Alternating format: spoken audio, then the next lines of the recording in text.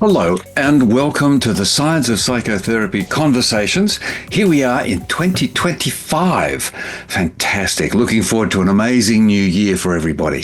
So today we start the year with the very interesting Ross Ellenhorn.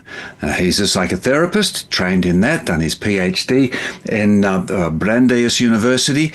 And it was when he really first came into ideas and connections with social welfare policy and sociology, which is something that always fascinated me. And I do a lot of work with a sociology group in Australia and in India.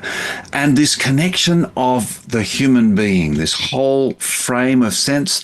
And he's written a fabulous book, which we'll talk about. He's written several, but certainly this one, Purple Crayons, The Art of Drawing a Life. That's interesting. So I really want to talk to Ross and hear some of his ideas. So let's cross over to Ross in the US of A. Well, hello, Ross Ellenhorn. I'm so pleased that you were able to join us today. Me too. I'm really happy to be here. Yeah. Yeah, I mean, I've been reading up about you and checking in and looking at some of your stuff. But of course, people listening, they don't know you much at all. I mean, you're a psychotherapist. You've been working with people for a long time. You've got interests. I've mentioned to people you're interested in sociology. You found that as an attraction. And you've written this great book, Purple Crayons, The Art of Drawing a Life. But can you just give us a little bit of a background? Because you've done masters, a PhD, but you took an interesting turn. You had an interesting viewpoints. Give us a bit of a background, the Ross background story, perhaps starting a little after birth. It's diverse, you know. I mean, my PhD is actually in sociology. I'm trained as a psychotherapist. I've been doing psychotherapy for 30 years, but not a lot of it. Mostly starting and running programs for people that are having extreme events of mind and mood. I mean, that's really the main thing I've been doing. And I guess there's a couple interests, and I don't know if they always converge.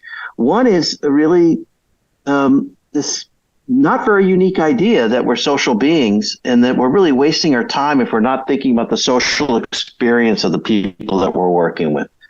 That where you are socially, where you are in your relationship to social resources really kind of decides your fate as far as how well you're going to do in psychotherapy and how well you're going to do with other modes of care. And then the other area, which I guess has some relationship to it, is a sort of focus on the seriousness of play and holding, this concept of holding that comes out of the British School of Psychoanalysis. And how do we kind of think about play as a central element in what we're looking for when we talk about our well-being? So those are the two kind of areas, and they converge a bit in that book, Purple Crayons. So that's kind of my history. The other part of my history to tell you about that probably has something to do with this is my own experiences of stigma while I was learning. That I had some kind of profound experiences of being labeled as having a learning disability at around age 12. Something that kind of shifted my sense of myself in the world and made me feel kind of broken and like I really couldn't manage life. And that label was more important than whatever disability there was. I'm saying this now with 3 books under my belt, a 4th on the way, and a PhD. So where was the disability? The label was the thing that held me back. And so I have this strong interest in also not just what it takes socially to do well, but what we do to people socially who have severe or intense psychiatric experiences, how we're injuring them often in our care through stigma, through labeling and all of that. Yeah, we've got experience in our family with that. Similarly, my wife's second marriage, but you know her boys are my boys, and he was classed as a garden child. He would be he would just be a garden child. Anyway, yeah, he's just got his master's degree and he's manager of a major sort of a group with an accounting firm and so on and so on. And he's also a choreographer and dancer and. Yada. When I hear learning disability, I hear, okay, that's going to be a creative person, and I also hear that's a person who can't factory learn. Thanks for that. And so we titled it, the family. We titled it Unusuality. So so just not the usual. as different, even divergent. We say, no, it's not just divergent. You're just not the usual.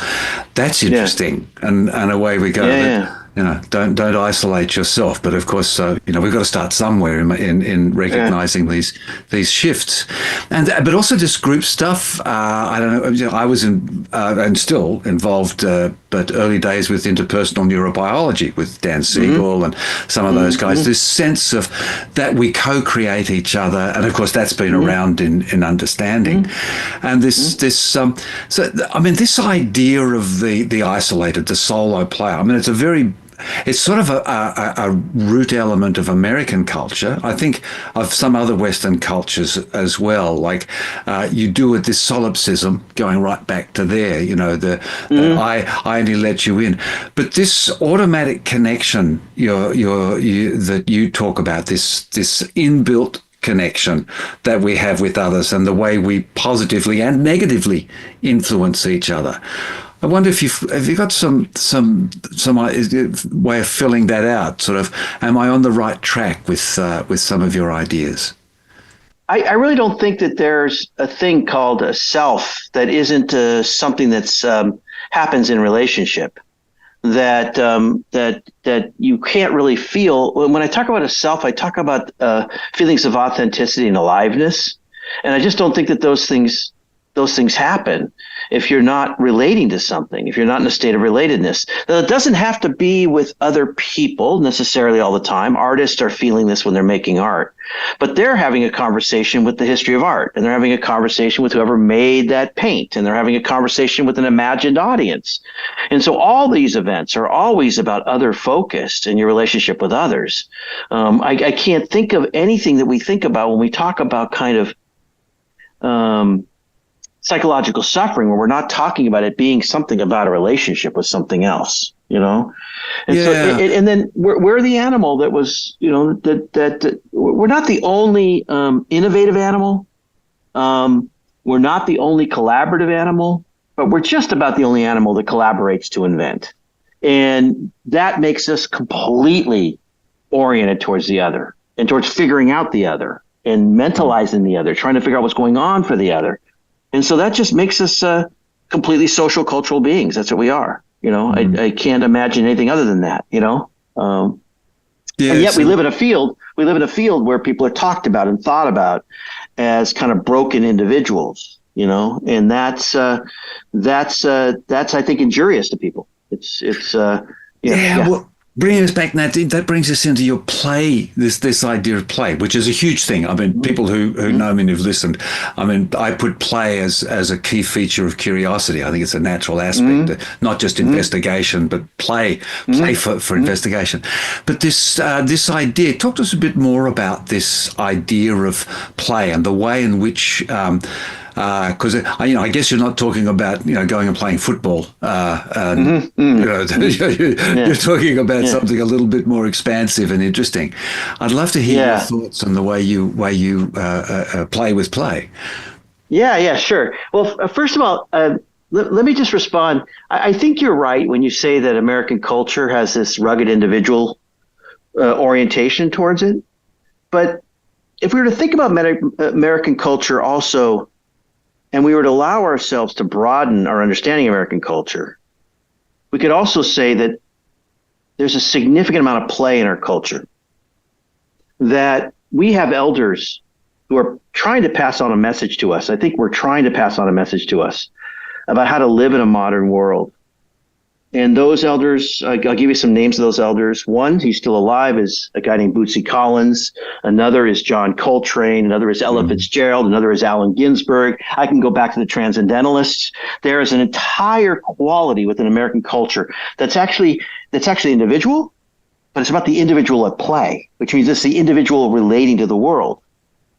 And for us to survive in a culture that has lost tradition and lost kind of customs, we have kind of one choice in front of us, which is how do I improvise a life? How do I make a life work that is my own and I'm doing something with it? It's what Martin Luther King called the sacredness of human personality. The fact that each of us is an individual and we have this kind of goal of making our lives as sacredly unique as possible. And that's a big element in our culture. And play is part of that. Play is when you take something solid that feels like it's outside of you, and you do something with it, and you make it your own. So a piece of clay, when you play with that, at first it feels like nothing, and then it becomes something that you're then presenting with. There's the famous pediatrician turned psychoanalyst analyst by the name of D.W. Winnicott talked about there's a me and there's a not me, and in play, those two things become one. They become transitional. They become this in-between place. So there's real profound something that happens in play. Part of play, and if you watch children, is imbuing the world with life. Children take toys and they see that toy as alive. They experience it as alive. That becomes compassion. That becomes empathy. That becomes the ability to simply see another human being as alive, because us humans are famous for doing the opposite, which is called dehumanization, the treating each other as things. This culture has gone insane that way. The way in which we're talking about immigrants now, the way in which we talk about any othering group, it is completely another emergence of what we've seen in Germany and other places, 60 years ago, are these places where people become things. So play is the thing that kind of gets us to not do that because we see the life in others. But another thing happens when you play. You feel alive. When you're in play, you're alive. And I will guarantee you that every time you feel you're alive, you're in a state of play. You can know you're in a state of play by the fact that I feel alive. That could be out to dinner with people and having a great conversation. That could be writing something. That could be on a podcast. But you're in that place of relatedness with the world, in place of what could be called dialogue with the world. Another thing that happens in play is you have a sense of something above you, sort of outside of you. What they call in therapy the third in the room. The in-between of the relationship becomes alive. You go out with friends and you have a great time and you feel alive when you come home. You're not thinking about one friend that night. You're thinking about the in-between of the relationships going on. All three of those things happen in play, and they don't happen outside of play, is my belief. So when you feel those things, you're in a state of play. When you don't, you're not in a state of play. And for most of us, we're often not in a state of play. We're in a state of emptiness, anxiety, lifelessness, and our days are often filled also with seeing people that way, as things, as objects, as commodities, as whatever you want to call it. Yeah. Yes, that just functioning within something outside of ourselves, a system, a set of rules, a set of frames, without engaging with it, and that's one of the big things that in your attraction to sociology and your PhD, it was actually the university you went to that opened those possibilities and those doorways to you, and so with that broader level. And we've sort of established, how a society can play, how these larger groups, larger community, those groups, and how difficult that becomes the larger the group becomes. Is that some of the stuff you've been talking about as well? It seems to be inherent in what you've got. Yeah, I don't quite have I'm writing a book right now on the concept of holding. And I'm talking about this issue of what does it mean to live in a culture where we're not held, I don't know if I have the answers, except that we need to start developing our own sense of playful customs, a way in which in diverse situations we can feel like a group, I spent a lot of time in New York City, completely diverse city. Everybody who lives there is a New Yorker. So there's a sense of continuity and connectedness, a sense of a shared language, but it's a completely diverse city. Something like that, some orientation towards our sense of connectedness around something we all believe in or connect with, that's different than a deity telling us this is what you have to do, because we're never going back to that. I do think that jazz and those models were teaching us a way, this kind of listening, connecting, daring interaction, And by the way, there's another form of improvisation in which it's completely improvisational hour where one person is suffering and another person is trying to help them recover from that suffering or deal with that suffering or contemplate that suffering. And they begin this hour not knowing where they're going to go. And that's called psychotherapy. So psychotherapy came around at the same time, traditional psychotherapy, the same time that people were kind of warning us and thinking about this issue of how do we become more improvisational with our lives and our interactions. You know?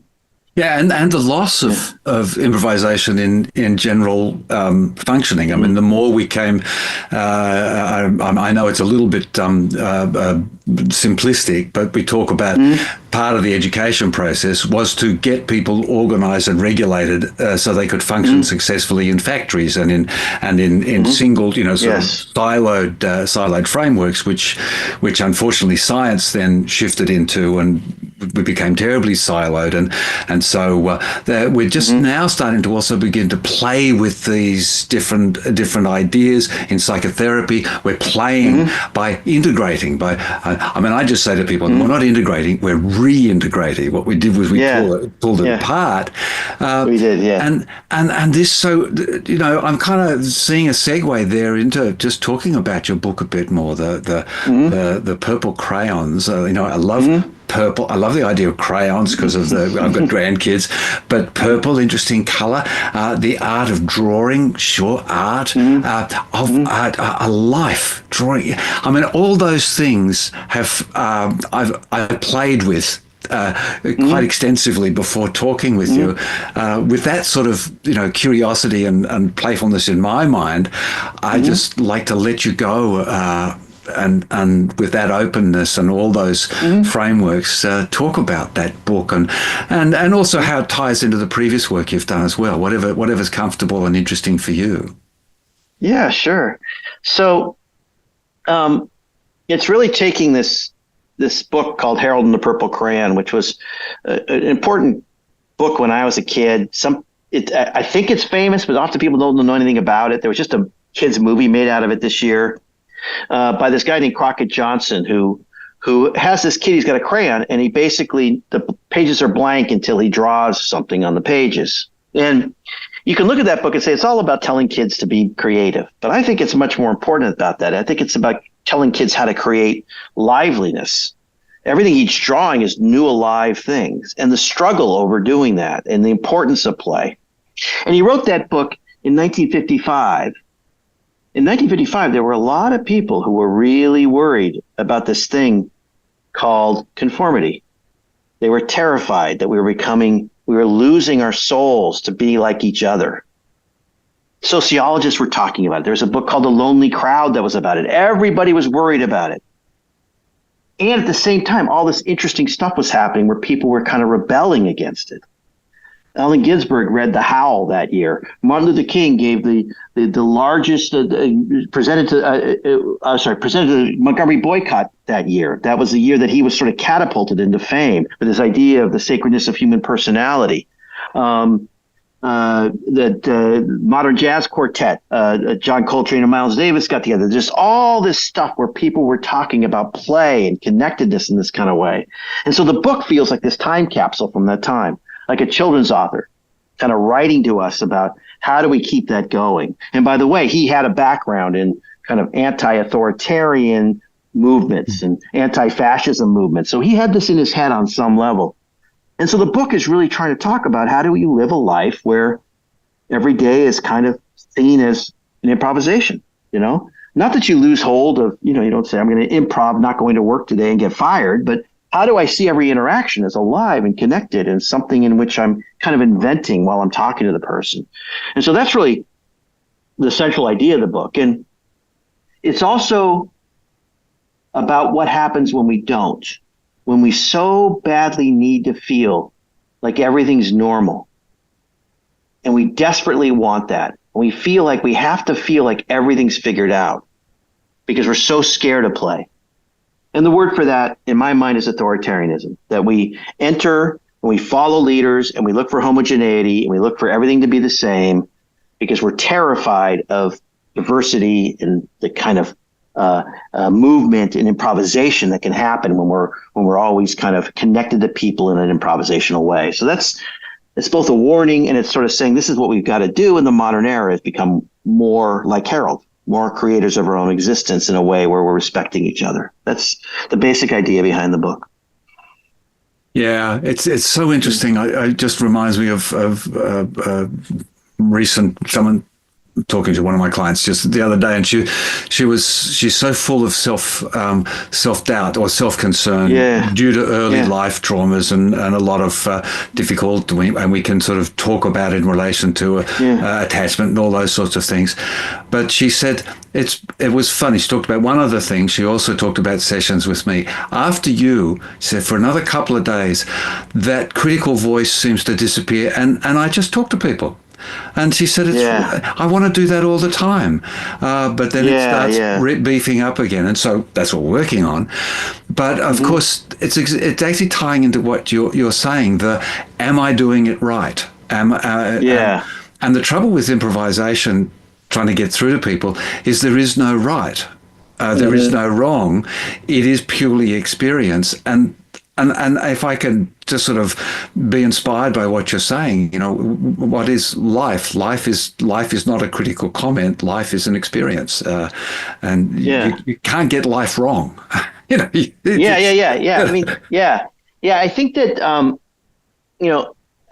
I think that there's a basic fact, which is that because we're contemplative beings, and that we have these kind of consciousnesses that can kind of, on some level, observe reality, not just be in it. We know about uncertainty. We know that actually things are uncertain, and it terrifies us. And so because it terrifies us, because we're terrified of being helpless in the middle of it, of disintegrating, not being able to handle it, falling apart.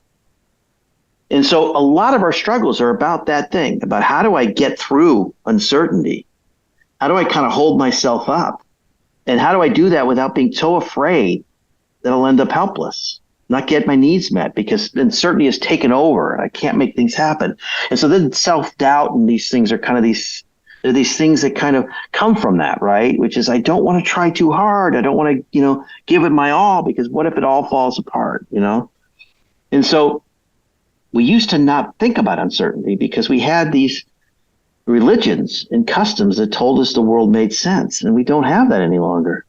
So we have to develop some other way of dealing with it. And my belief is that we have to learn how to fight uncertainty with more uncertainty, with the belief that I'm moving towards it, knowing it's uncertain, and it requires a lot more courage, a lot more kind of fortitude, but I don't know if there's any other choice. We're not in a place where we can say, let's go back and start, well, people do it, fundamentalist religion, but I'm not sure they work, in the way that cultures used to sort of hold us, Yeah, it's interesting because socially, a lot of the structures we create, I mean, economic structures, social structures, they're built on certainty, or the need for things to maintain, your mortgage. I mean, as Robert Sapolsky says, we're designed for the big woolly bear to jump out from behind a rock and deal with a difficulty, but we're just not designed for it to happen for 40 years persistently. And I suppose that adds to it that I want my life to be certain so that I can comply with the certainties of paying my mortgage or those sorts of things. So we sort of build fences around ourselves. And then there are these, felt truths that are pretty certain. I'm here. I exist. There's a me in the world. They're not things that you can just sort of put on paper. There's a soul in me. And the more you deal with uncertainty, the more those things actually become more certain. The more aliveness you have, the more you feel like, okay, that's something. That aliveness is a truth. It's what they call noetic, a truth that's not wordable. And noetic truths are actually the ones we feel most strongly. That's I can't name it, I can't describe it to you, but it's true. And so it's not as if we walk into uncertainty and it's just complete incoherence. is if you can be in a playful state, you know the truth of your aliveness. No one's going to tell me I'm not alive when I feel alive. It is so clearly happening. It's a truth. It's just not observable, And so these things actually do begin to hold you if you're able to do it, The other area, regarding your client is there is a mindset in us that is built for us to get through uncertainty through the things we yearn for. And that mindset is called hope. Hope is not optimism. Optimism is kind of a cheap emotion of everything's going to be great. Hope is the thing. And this is, again, Martin Luther King was kind of the brilliant philosopher on hope, but it's the thing that drives you towards the thing you yearn for. That's what it is. And my research is on this thing called fear of hope, which is, if it's driving you to things you yearn for, it's driving you to the potential for disappointment, because the more you hope, the more you make things valuable that you want. And if you've been through multiple disappointments, hope becomes the threat. And you begin to find ways to not hope because it's the thing that's kind of in your way. And then the people around you are hoping for you. They become like a buddy on a cliff who wants you to jump into the ocean with them, and you don't want to do it. They become this nag because they're hoping for you. And what we found in our research is that the people that are having the toughest time are the people that actually score high on hope, but high on fear of hope. And so often when we see someone who seems hopeless, we're actually seeing someone who has a lot of hope. They're just protecting their hope. They don't want it hurt, and so they don't move forward, right? And so perhaps what's happening for your client too is that she's having a couple of days of hope, a couple of days of, moving towards her yearning. Her yearning. That's so true. I mean, we sadly lost one of our family members to suicide, young, hopeless, and so I went off and thought about it. I ended up writing a book called Choose Hope, which interestingly, it was nice, but it was just a set of short stories where I went out and looked at life, wrote about that experience, and then found what was some sort of message. So I guess they were little parables in the end, and some of them were serious, some of them were just quite amusing.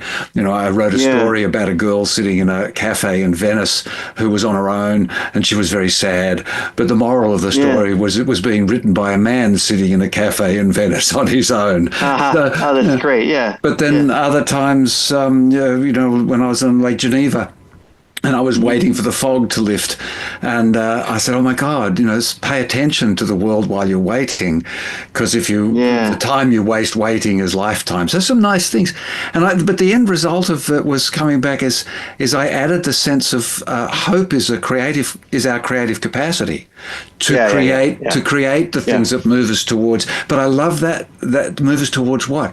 Love that our yearning, our wanting. Not our needing, that thing, but just that comfortable. I really love that. I'm going to blend that in afterwards. And when you think about improvisation and you think about creativity, that if you were to take a hope scale, the main hope scale is Schneider's hope scale, and if you were to take it, they would be testing you on two things. Do you see alternative pathways when you see a barrier? That's creative. That's improvisational, right? This thing is here. Okay, what am I going to do? I'm not stopping here. What do I do to get around it? Right? Again, that's why MLK was pushing hope, because he's going to keep people moving when they face a barrier. Do something new, and he talked about creative suffering. Right. And then the other one is, do you think you can do it? That self-efficacy is a central element of hope. I can make it through this. You need both those things to create something, to do art. You're not going to do art if you're saying I can't do it. And you're not going to do art if you can't say, if there's something goes wrong here, I can find an alternative way around it. Creativity always has those two elements to it, Yeah, and you know what else is there? You know, I must admit, one of my not admit, but just put in the possibility is one of the huge things I've been working on as well. And I'm going to actually venture out and bare my soul and see what people think. But a workshop I call the possibility solution, which is fundamentally to say that the solution is likely to be something that you don't yet have. Or that you're not yet able to access. And I think this is where the improvisational framework of let's just psychotherapy, which we're talking about, a lot of our audience is related to, but it is broader, is this idea that if we get too tied up with certainty, you know, a methodology and a set framework, that you're more easily let down by failures of certainty than you are by the failure of flow, the failure of direction. Yeah, that's right. From which you can redirect. Yes. Is that the sort of thing? I mean, just thinking with the art of drawing a life, I'm just imagining that the page, you know, where they're drawing, it just keeps getting, it can keep getting bigger. But if you hold the page of the same thing, then you're trying to draw over something else, and then you can't get there. And those sorts of, is that a reasonable little visualization? Yeah, I think so. I mean, it's I don't know. I mean, it's a rugged. Our being creative is rugged and full of pain. It's never this pure thing. You know, you can't really be creative and not experience just profound moments of despair. You know, it's just it's part of being creative. And so actually you could say that, you know, creativity is a hopeful exercise, but it's also a despairing exercise. And, you know, it goes back and forth, and you got to be able to hold yourself through all that to get through it. You know, and he goes through these moments of despair and loss and things like that in the story, you know? Yeah. Because I know as a performer and music, you know, with music, you know, despairing that I'll ever get to the thing. Exactly. There seems to be a magic thing. It's like writing a song. You're sitting there, and I heard Paul Simon talking about this, and he was talking about this song, and he's going here, and he goes, well, you know, and now I go somewhere, and somebody said to him, oh, well, how about you go to that chord? And he went, yeah, but that's not right. And they said, how about that? I said, no, that's not right. And then eventually you hear the song, and you hear, and you go, no, that was the right one. So play is also that investigation of what is not the flow, what is not the you know, cheek me high flow. Yeah. And so that, I absolutely have felt that pain of saying, will I ever find the right word for this or the right note for this song? Yeah. Exactly. Yeah. I mean, it's such an odd thing in creative acts, you know, because when I write, I get in these states of, this is never going to make sense. When you feel despair, it takes over your reality. You wouldn't feel despair if you felt like, I'm feeling despair right now, but tomorrow I'll feel okay. That wouldn't be despair. Despair feels like there's no hope, you know? Yeah. And you end up in those states, and then the next day you're writing again, you know? But it really is about that moment when you realize it's up to me. I got to make this happen. Yeah. And that's all creativity has that up to me element to it, you know, and that's why it takes such courage. I'm with other people, we're making together, but my contribution is up to me. You know, it's, it creates this sort of sense of the despair of being alone, the despair of being in charge of your life. All those things have despair to them, you know? Yeah. Well, there was a film, Finding Forrester, with Sean Connery, and had the young kid, and he said, you know, the blank page. He said, what do? He said, put stuff on it. And that's a difficult thing, is going back to what you're saying, this fear of certainty or uncertainty, and you just say, just do stuff and see what happens.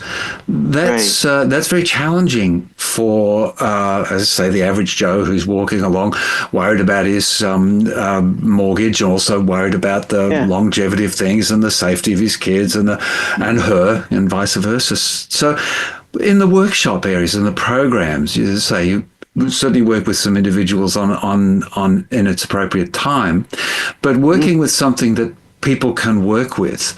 Can you give us some examples or some insight into a program or one of the suggestions or one of the frameworks that you use? Yeah, sure. Yeah. I mean, I think that let me start with just sort of the posture of what it means to provide holding to people, because I think that that's really what we're talking about. So holding, first of all, means the experience of being comforted by another and being able to accept that comfort. And we need that because we're always facing uncertainty. And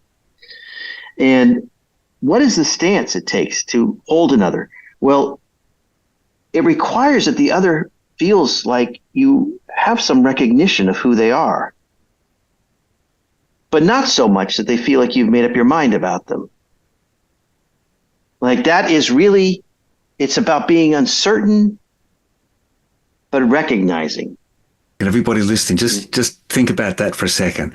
That's so profoundly beautiful. That I know who you are, but not so much that I have decided that I've boxed you. Recognition is no, that's okay. Recognition is not I figured you out. Like that's not. No one's ever going to feel recognized if you say that, right? Yeah. So it's about an uncertain orientation towards seeing the other, and a big part of that is what you mentioned earlier. That's what curiosity is. Curiosity is not I figured it out. You can't be curious and say you've already figured it out. There's no curiosity, because curiosity is about gaining information. Curiosity is oriented towards finally figuring it out. As a therapist, you got to stop that part of it. You got to keep the curiosity going without the figuring out part, right?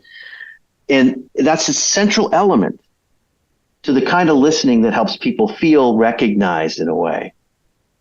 And then there's this interesting thing about how we hold people, and that's that care, which is this. Care is a kind of attention. It's a way of paying. It's about caring means you're important to me, and it's a kind of attention. And when you provide care, you're always also providing recognition. They go together. Our care and our recognition and holding, the most important time when they were needed in our lives, there was no language. We were infants. It was all pre-verbal. And so the way you told someone you recognized them was through your care, through what you did in response to what was happening to them. And the way you told them you cared was through your recognition. They go together. We're constantly in that space when we're trying to hold somebody. And so one of the things I try to do is really help the clinicians who work for me and the people around me to kind of learn that kind of way of thinking, how to live with uncertainty, how to use your curiosity, how to think in reflections instead of stated ideas about a person. All of those things I think are vitally important to creating a therapeutic experience. So that's one area of my practice. The other is this idea that I work with people who've been in and out of the mental health system for years. People have been defined as mentally ill. Mentally ill has real problems with it. If you take mentally ill and you change the words, it means sick in the head.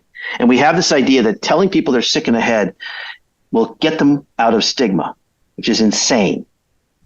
It's insane to think that saying you're sick in your head will make it so you're not stigmatized. It's a sales pitch that doesn't work. And these people have been made to feel so broken and so abnormal that the main part of their recovery is not about the psychiatric issues. It's about how do I rebuild a sense of faith in myself. And they're not going to engage in treatment, and they're not going to bring in treatment and use it in their own lives until they build a sense of pride. They're just not. And what the mental health system does is says, okay, well, then that means they're resistant or they're a difficult to engage client, right? So then they get named again by this certain idea. This is what they are, right?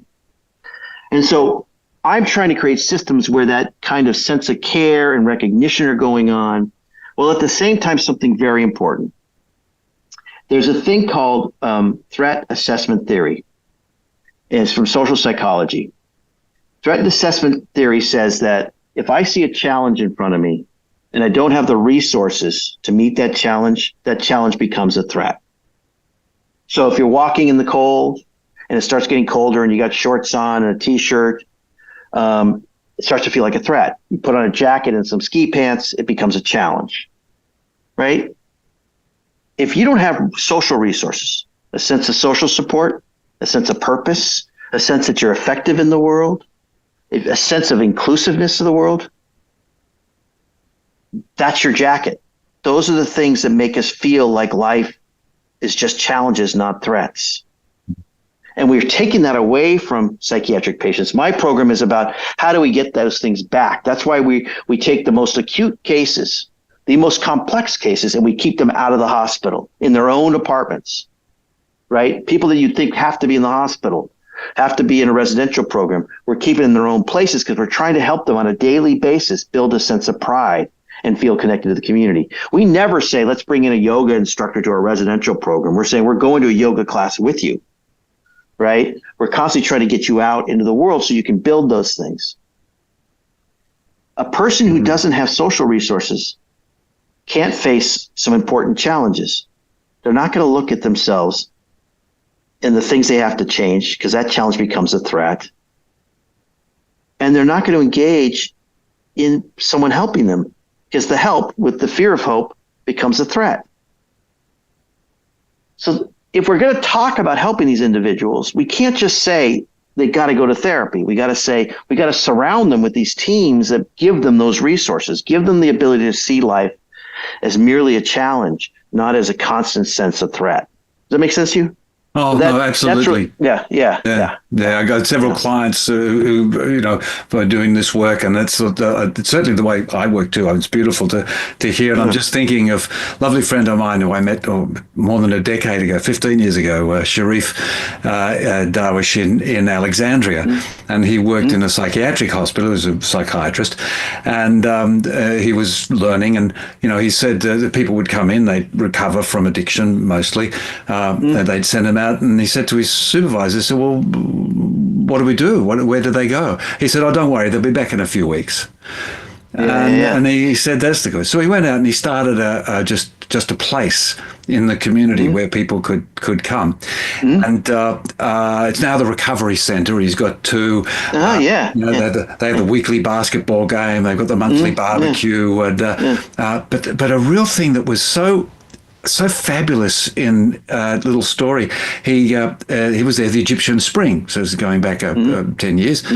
And he had 50 men in there. It's the culture, so it's mainly males.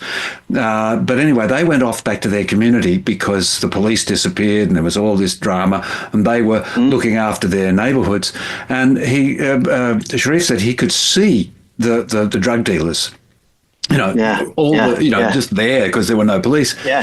His men came back and not one of them went back to taking drugs. And the summary of more or less what they said is pretty much to a man. They all said, because it was too important. That's great. This thing, as you're saying, that's beautiful. That's finding that importance and that place, that being in yourself. It's really hard, and it doesn't come by excessively helping, excessively controlling, and so that's where your workshops, your programs run. That's exactly right. And that's a beautiful story, and that's a great example. It really is. It's like what purpose does. I mean, what does it mean to wake up every morning and have no idea where your life's going? No idea because of what you've been told. No sense of where you're going. How much motivation are you going to have? And yet we're expecting people to be motivated for treatment. And then we're criticizing them when they're not motivated instead of giving them the things that will get them motivated, which is purpose and a sense of meaning, sense of efficacy, and all those sorts of things, And so that's really, to me, it sort of just makes sense. I don't know why we don't do more of this, And it's also part of good community mental health in this country. I mean, there's been a lot of thought put into clubhouses and places like that and programs like mine. There is, but it struggles. I mean, I was talking, people know, and I mentioned to you earlier, I do work with responsiveness, that improvisational framework. And I was just talking to big name in the research area of it the other day, and I said, and he wrote an article to the APA castigating them because they were sticking too much to methodologies and frameworks, and I said, what's the problem? And he said, because people need financial assistance, insurance companies, governments, and those guys, people think in certainties. That's right. They totally do. Yeah, and so it's a catch-22, you know. And I don't know what it'll take to change it, but I think it's we keep going back to the be the change you want to see in the world, and hopefully it spreads out, like my friend Sharif now doing lots of things, you doing lots of things, hopefully me and many others. It's really wonderful to talk to you. Because we could talk forever, but we're kind of getting to that. We've learnt that people have a concentration frame, and we're kind of at the end of it. And maybe we'll talk again another day. But is there sort of a little summary, or is there something that I've missed that you really would like to put out there, or maybe just summarize? And of course, one question I've still got, where can people access the sort of programs you have? Is there some? We'll certainly refer people off to your website. Just a few comments to close us off. Oh boy. I don't know if I have a comment. I guess I have a response to this idea of responsiveness, which I think might be a summary. To me, responsiveness, and this comes from a very smart psychotherapeutic thinker named John Allen. Responsiveness is also about the fact that the things we do as therapists don't matter if it's not creating a responsive event in the client. So it's like they don't exist. You can't care for a person if they're not having the experience that you're caring for them. You can't hold a person. You can't say, I'm doing holding right now, unless the person feels held. And so much of what's going on for us in our work with people are people that are struggling with how do I accept care? Because they've been injured in that area. I'm injured in that area. In some ways, all our injuries are about these people around me, called parents, are giving me care, and I don't know, but sometimes it's kind of poisonous, and how do I take it in? And I don't think we spend enough respect on the fact that what we do doesn't matter if there's not this responsive other taking it in. And we should be thinking about how to help them become more responsive before we think that they're going to be able to do this technique or that technique or this thing or that thing. That the responsiveness is the first element, and that we really would do much better if we focused on that. How to what I call a perturbed relationship with help. How do we help people with that? It's kind of fundamental to change in my mind. That's beautiful. And it really is. And it just, captures I think the frame of that and the elusiveness of this, I'm researching it. People have been talking about it for a while. The elusiveness of the depth of where that word can take us. I think we make it a bit shallow now. It's just sort of like you say hello, I say hello, and that's a response. There's a depth to this, and I think we can, and your work is exploring it, and I think that's just the most wonderful gift. And sorry to have to stop because it's such fun. But for now, I just want to thank you so much, Ross, for spending the time with us and sharing just some absolutely brilliant, beautiful things with us today. Thank you. Yeah, it was great. Thank you very much.